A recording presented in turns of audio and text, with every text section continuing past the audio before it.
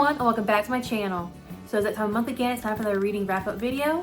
I read a good bit of books this month. 2 of them actually were 5-star reads, and a few of them were like really close to 5-star reads, so I'm really excited to talk about them. So let's get started. So the first 5-star read is Picture Perfect by Tessa Bailey. This is an arc that I got through NetGalley. I actually mentioned this in another video where I went through all of the recent arcs I got on NetGalley, and I think I mentioned this one in that one. I can't remember if I just got this one after that video or not, I can't remember. But I got this one from NetGalley, so it's an art, so it's an advanced reader copy. It's part of her Big Shot series, which I've been really enjoying. Like every book in that series, I've liked progressively more and more, and this is another example of that. I absolutely loved this one. The banter was just perfect.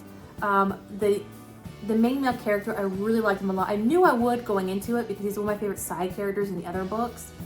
And I really like, he really shined nicely in this one, in his own book, which he should, it's his own book, so, but still, I really enjoyed this one.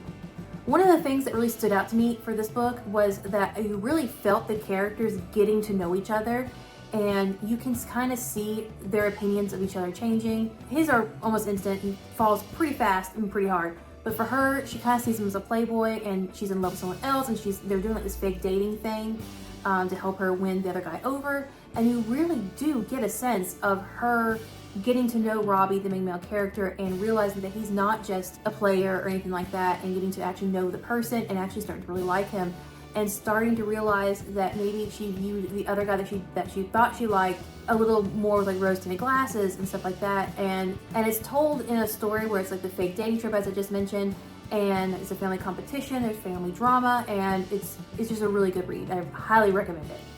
I'm also really excited for the next book, because I think there's going to be at least one more book in the series, I think. There might be 2. There's another relationship that they tease at in this book where I'm like, okay, maybe it's going to get even another one. And I think that would be, I think this is the 4th book in the series. There's already going to be another one, and then there's another couple they tease in this book too, so there's going to be 2 more. There's a lot of books in this series. Pretty excited. So my next 5-star read was Fan Service by Rosie Danan. I absolutely love this. I knew I would. I mentioned this in a video of books that I think were going to be 5-star reads, and which I will link above and below and all that good stuff, of course. And this, of course, was definitely a 5-star read. Loved it, every second of it. The only little critique I have is that, so the main female character is seen as a loner, kind of weird and all that kind of stuff, and the main character is, of course, an actor from Hollywood, whatever, and he still like refers to her as like a freak for a while. Like, I don't know, it just seems a little immature or whatever. I don't know, it just seems a little off-putting. It seems a little weird. He still kind of thought of her as that way, or he didn't really seem to think of her as a freak. He seemed to understand her at that point, but he still used that word when he thought of her, and that was a little annoying. But other than that, it was perfect. So I'm going to read the back of the book real quick so you know what the story's about, roughly. The only place small-town outcast Alex fits in is in the online fan forum she built for the Arcane Files, a long-running werewolf detective show. Her dedication to archiving fictional supernatural lore made her internet famous, even if she harbors a secret disdain for the show's star, Devin. Never meet your heroes, sometimes they turn out to be the worst. Ever since his show went off the air, Devin and his career have spiraled, but waking up naked in the woods outside his LA home with no memory of the night before is a new low. It must be a coincidence that an ultra-rare wolf blood moon eclipse occurred last night. The claws, fangs, howling, and a little more difficult to explain away. Desperate for answers, Devin finds Alex, the closest thing to an expert that exists. If only he could convince her to stop hating his guts long enough to help. Once he makes her an offer she can't refuse, these reluctant allies lower their guards, trying to wrangle his inner beast. Unfortunately, getting up close and personal quickly comes back to bite them. It's another example of you really got a sense of the characters getting to know each other, which kind of made him calling her a freak still like in his mind. I don't think he never actually says it. I don't think he really says it out loud. I can't remember. But he thinks of her in that context, and that made that a little more jarring and off-putting because she is a little odd. That's her thing. She does it as a coping mechanism, but he knows that about her at this point, and I feel like he shouldn't be thinking of her in that context since he knows her reason for the way that she is, but whatever. It wasn't annoying enough for me to knock it down any from 5 stars. But it was just a really fun, like I said, a really fun read. Definitely, I love like the little like nods to Supernatural and Teen Wolf and other shows like that. I really enjoyed it, especially considering I was obsessed with Supernatural for a while. and I'm currently watching through Teen Wolf, so really enjoyed that, little nods to that.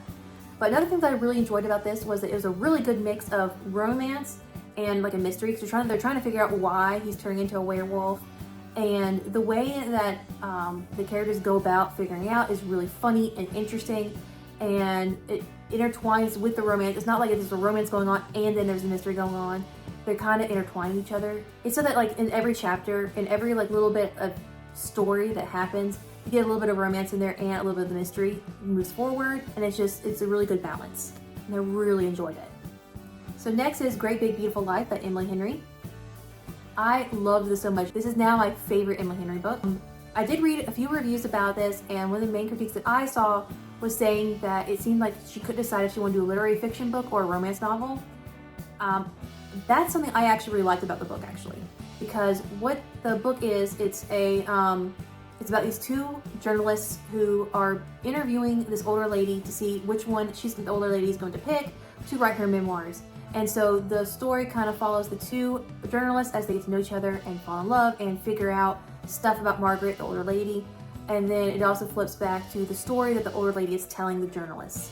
I really love things that have like a dual timeline, so I really love that about this book. I thought that both like storylines were equally strong and interesting and everything. I definitely did kind of prefer Margaret's, which was the older lady's story, throughout the entire book, but the romance did get better like as the characters got to know each other. Because in the beginning, it's just a romance, it's just them, meet cute and all that stuff. But later on in the book, it's them actually getting to know each other, and also them figuring out some kind of mystery around Margaret together. And so there's a little more than just romance in their storyline, which is what I really enjoyed. So next is ZomRomCom by Olivia Dade. ZomRomCom was the perfect blend of Zom and rom-com for me. I really enjoyed it. It really felt like a rom-com that was happening inside of a zombie apocalypse story. And so it was just a perfect blend of, okay, what's going on with the zombies and stuff like that, and then the overarching story of the government involvement and all that intrigue and stuff, and then also their allies and everything, and the friends they meet along the way, and also the romance of the two main characters. I also really enjoyed that the story of how the zombies came to be was very unique, I thought. I don't think I've ever read or watched anything where the zombies came about in that manner. So if you don't want to know how the zombies came about in the book, skip this part right here, but I'm just going to go ahead and go into it a little bit. So in ZomRomCom, the zombies are actually genetically engineered creatures or people or soldiers or something like that were meant to fight werewolves and other supernatural creatures that humans had just discovered existed. And so governments were, of course, a little worried about, okay, a human cannot fight a werewolf. A human cannot fight a vampire. We need to make something that can do that for us. And then it just kind of went wrong. So then all the supernatural creatures team up together with the humans to fight the zombies. And so that just seemed like a really unique take on the zombie apocalypse and the zombies happening and everything like that, which I really enjoyed. They're usually all kind of about the same, and so it was really refreshing to have something different.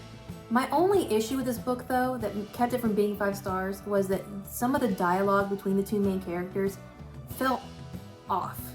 It's hard to put my finger exactly why it didn't feel right. Like it felt kind of out of place, like it was a dialogue from a different kind of novel maybe, or it just felt off because it seemed out of character for them, or was off because it was just awkward phrasing in general. I really am not sure, but some of the dialogue just felt a little off, and that did throw me off a bit.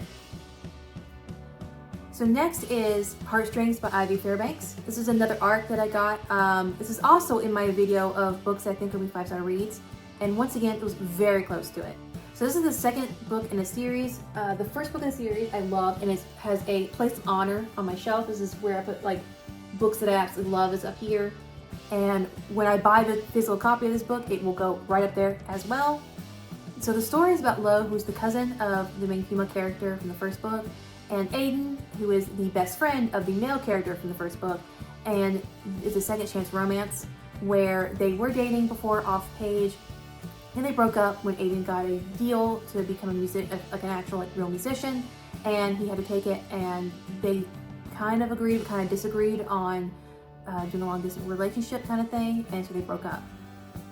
And there was a little bit of miscommunication, but it's entirely plausible and understandable and doesn't seem forced in any way, like a lot of miscommunication trope books seem to be.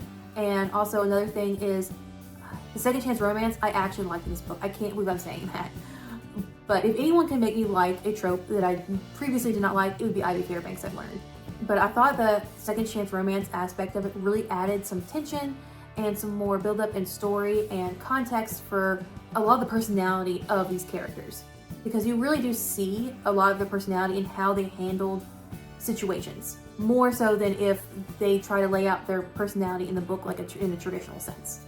Another great thing is that the characters are just really likable and relatable, and it really makes it easy for you to like root for them. And of course, the setting in Ireland is to die for. I cannot wait for the next book.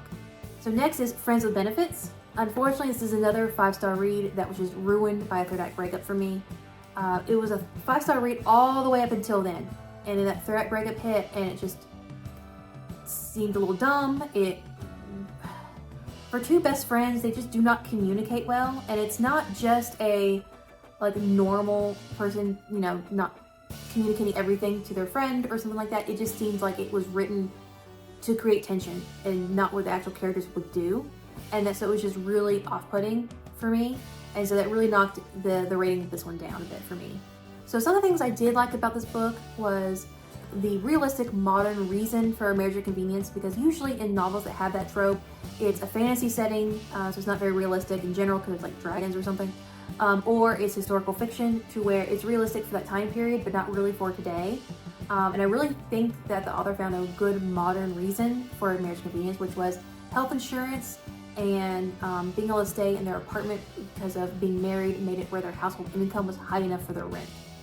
Unfortunately, the healthcare system is not great here, and so that's very realistic for here, but it may not be realistic in other countries, but for here it is very realistic. Another thing that I really liked about the book was the friendship between the two main characters.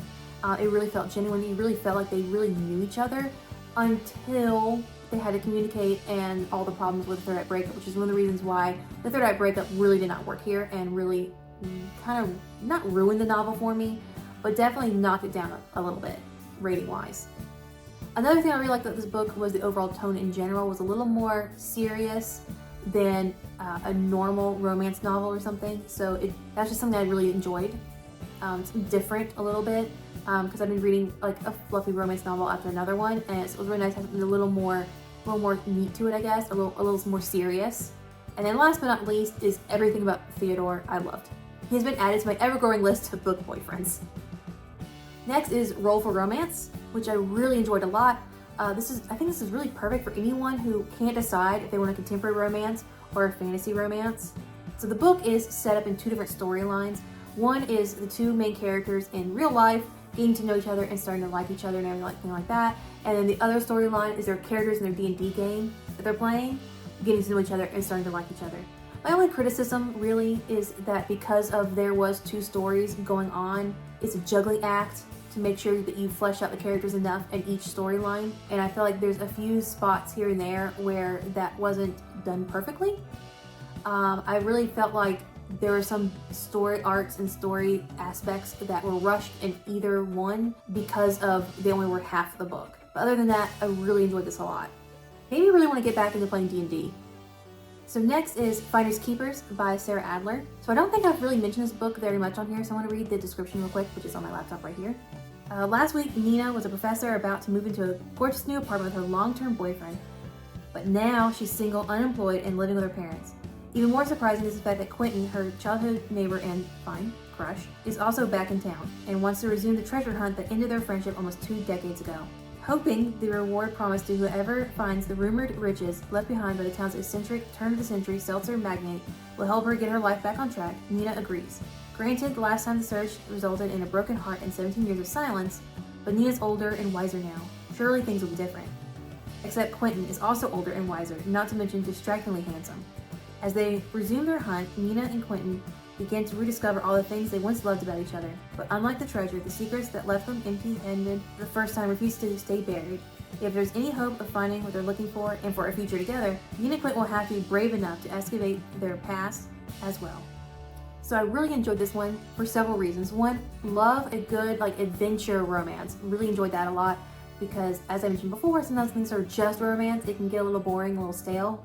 So having the added thrill of the treasure hunt was really nice and really kept me interested and engaged. But also the historic research stuff, I also really enjoyed that as a history buff as well. I also really enjoyed the humor of the book and the banter between the two main characters. It was really fun. And there's a few spots where I was actually laughing to myself or laughing out loud, and my husband's looking at me like, what are you doing? So I've read a few other books by Sarah Adler in the past, and I've added her to my auto-buy list for authors, and this book really just reinforced that she deserved that spot on the list. Next is Everyone Wants to Rule the World But Me. So this is the second book in a series, and I haven't finished the first book of the series yet. So I think that may have affected my enjoying this one a little bit, just because there's a few things here and there where I feel like if I got more context for what's going on, I may have liked it more maybe. So I definitely wanted to read the first book, or finish reading the first book. However, I did really enjoy that the author understood that most likely not everyone's going to remember everything from the first book, and so there was a bit of recap here and there that I really appreciate as someone who hasn't finished the first book. So I have read, as I mentioned, a little bit, maybe about half of the first book, and one of the things that I really did enjoy about that was the main character's dark sense of humor, and her level of morally gray is really fun and interesting to read. She kind of tones that down in this book, which I missed, but I understood why the author did it. The author, it's clearly because the main character is having some personal growth and is maturing and everything like that. It's not just because of the author just decided to rewrite how her personality is, which I would really more mad if it was just being rewritten differently and not just from her personal growth, if that makes any sense. But I really thought this was a good ending to her story, and I definitely want to go back and finish reading the first book. So last but not least is Not Safe for Work. I got this as an audiobook arc, so I will also be talking about all about the narrator. So while the story and the banter between two main characters was fun, it really did not feel mature enough for the age that the characters were supposed to be at all. If this had been two rivals in high school or something, or two rivals maybe in the beginning of college, it would be okay, but these are supposed to be professionals who've been in their career for a while, and it just seemed too immature for someone that age, which was really kind of annoying. But on top of that, it just, at the end of the book, it just kind of felt like another romance for the most part. It was okay, but it was just another workplace romance for me. I did like how there was some diversity representation, but other than that, there really wasn't much more to it that made it stand out to me. Also, I got this as an audiobook arc, and I did think the narrator did a really good job. Though I don't think I've really had an audiobook where I thought the narrator did a bad job, so there's a chance I may not recognize it if I saw it. So that's all the books I read this month. If you have any recommendations for me based on what you saw I liked and didn't like, please leave the comments down below. And I'll see you in the next one. Bye!